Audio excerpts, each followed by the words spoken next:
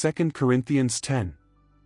By the humility and gentleness of Christ, I appeal to you, I, Paul, who am timid when face to face with you, but bold toward you when away. I beg you that when I come I may not have to be as bold as I expect to be toward some people who think that we live by the standards of this world. For though we live in the world, we do not wage war as the world does. The weapons we fight with are not the weapons of the world. On the contrary, they have divine power to demolish strongholds. We demolish arguments and every pretension that sets itself up against the knowledge of God, and we take captive every thought to make it obedient to Christ. And we will be ready to punish every act of disobedience, once your obedience is complete. You are judging by appearances.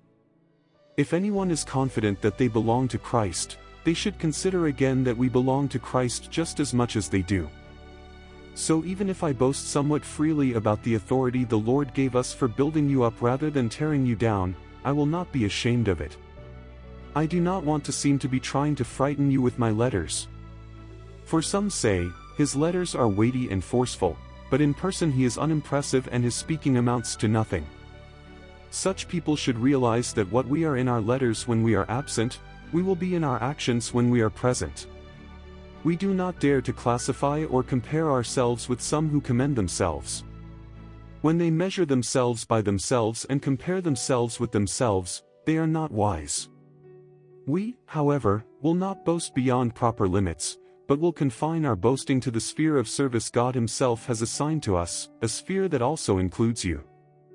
We are not going too far in our boasting, as would be the case if we had not come to you, for we did get as far as you with the gospel of Christ.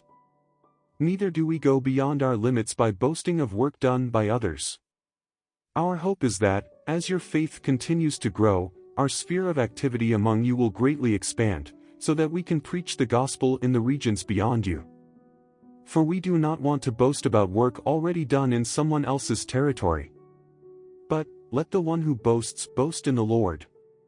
For it is not the one who commends himself who is approved, but the one whom the Lord commends.